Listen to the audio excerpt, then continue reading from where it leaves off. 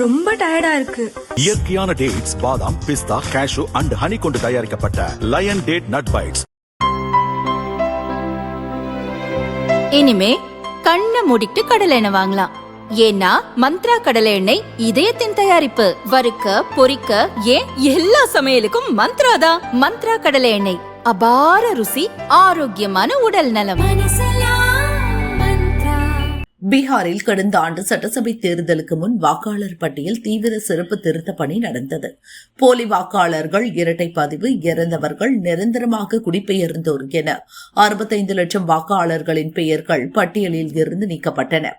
தேர்தல் கமிஷனின் இந்த நடவடிக்கைக்கு காங்கிரஸ், திரிணாமுல் காங்கிரஸ், ஆர்ஜேடி, திமுக உள்ளிட்ட கட்சிகள் எதிர்ப்பு தெரிவித்தன.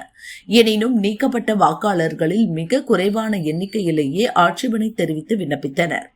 அவர்கள் சமர்ப்பித்த ஆவணங்கள் சரிபார்க்கப்பட்டு வாக்காளர் பட்டியலில் அவர்களின் பெயர்கள் மீண்டும் சேர்க்கப்பட்டன.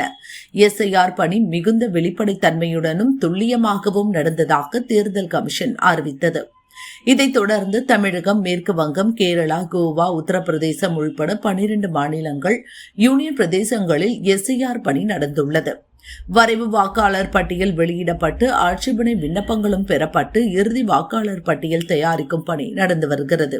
இதற்கிடையே வரும் ஏப்ரல் மாதத்தில் ஆந்திரா, அருணாச்சல், சண்டிகர், மிசோரம், மேகாலயா, நாகாலாந்து உட்பட எஞ்சியுள்ள 22 மாநிலங்கள், யூனியன் பிரதேசங்களில் எஸ்ஐஆர் பணியை மேற்கொள்ள தேர்தல் கமிஷன் திட்டமிட்டுள்ளது. இதற்கான ஆயுத்த பணிகளை மேற்கொள்ளும்படி அனைத்து மாநில தேர்தல் அதிகாரிகளுக்கு இந்திய தேர்தல் கமிஷன் கடிதம் எழுதியுள்ளது. அந்தந்த மாநில அரசின் ஒத்துழைப்பை பெற்று களப்பணியாளர்கள், சரிபார்ப்பு அதிகாரிகள் என எஸ்ஐஆர் பணியை மேற்கொள்ள தேவையான முன்னேற்பாடு நடவடிக்கைகளை உடனே துவங்கும்படி அதில் கூறப்பட்டுள்ளது.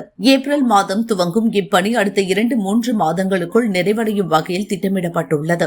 22 மாநிலங்கள், யூனியன் பிரதேசங்களிலும் எஸ்ஐஆர் பணி முடிக்கப்பட்டால் தேர்தல் கமிஷன் திட்டமிட்டபடி நாடு முழுதும் போலி வாக்காளர்கள், இரட்டை பதிவுகள், இறந்தவர்கள் பெயர்கள் நீக்கப்படும் என தேர்தல் கமிஷன் அதிகாரிகள் நம்பிக்கை தெரிவித்துள்ளனர்.